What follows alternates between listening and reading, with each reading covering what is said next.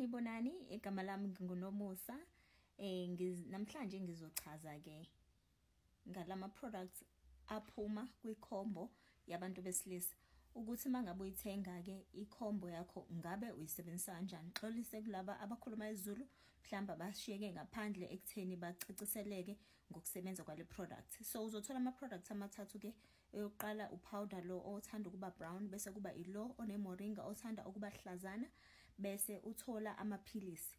Emaphilisini ke mangabe uvula igobhozi la khona uzobona ukuthi phakathi kukhona asephaketheni amahlanu lawo maphilisi. Lawo maphilisi ke umsebenzi wawo ukukhuculula akuhlanzeke isitho sakho sangasese njengomuntu wesilisa nokusebenza kwaso ukuze phela kuzophuma konke ukungcola lokho ngabe kukhona okuvimbile ukuthi igazi lingahambi kahle emthambeni yakho ngaphakathi okubizwa ngeprostrate. Lamaphilisi ke mahlanu uzoqala uphuze elilodwa ngosuku elilodwa ngosuku elilodwa ngosuku. Akukhathaleleke ukuthi uzoba busy noma awuzuba busy nomuntu wakho ngaleyo langa. Mayifika nje amaphilisi akho uyaqala uwaphuze. Uqale ngalawa sephakatheni azaphele izinsuku ezihlanu bese ulandelisa ngalawa amanye ke awu25 ke sewonke sehlangene amaphilisi awu30. Okusho ukuthi wena uzowaphuza izinsuku ezilandelanayo eziwu30. Noma ungabe uzoba busy nomuntu wakho noma ngabe awuzuba busy nomuntu wakho. Bese ke siphinde ke isigqugquzele ukuthi amaphilisi kubalekile ukuthi uwaphuze nje awudlulisa usuku uphuza nje noma iphilisi noma isingasikhatsini elilodwa ngosuku umane nje uphuza amanzi ke kakhulu ukuze phela impesu izohlala la ekwisystem yakho. Leli ke elilodwa ke lamaphilisi lawa amahlanu lawa waphuza qala enza sure ukuthi ayaklina qala. Uzothi ke mhlazana uzazi ukuthi uzoba busy noma ngabe ikhombo yakho ifike namhlanje wena uyazi ukuthi uzoba busy namhlanje ungaphuza iphilisi bese uphuza leya ke ethanda ukuba ke hlazane nemoringa.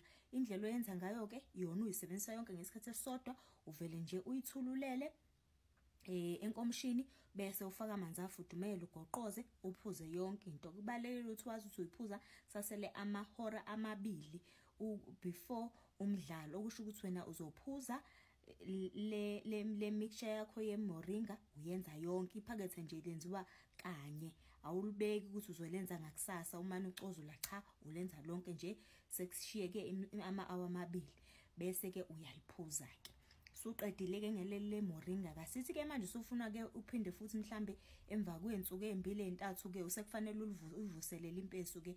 Mawuqeda ukuphuza kanje asikho isidingo sokuthi nakusasa uphinde uphuze naphambi kwakusasa ngoba impesu izobe sekhona egazini.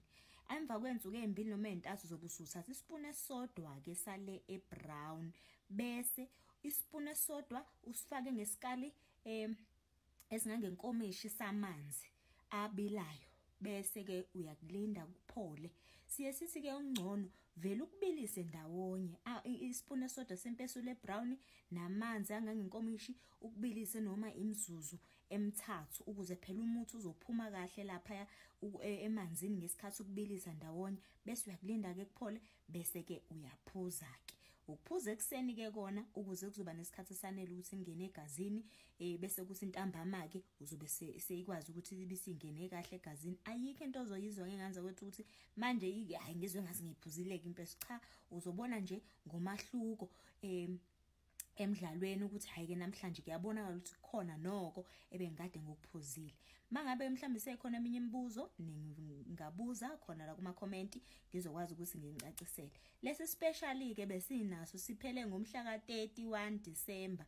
Kodwa ke ngiyabona ukuthi abaningi basabambele entulo kulungile mawukuthi uyafuna impesu usangayithola ke ngoba vele soba nesinye special esilungiselela iValentine. Siyabonga.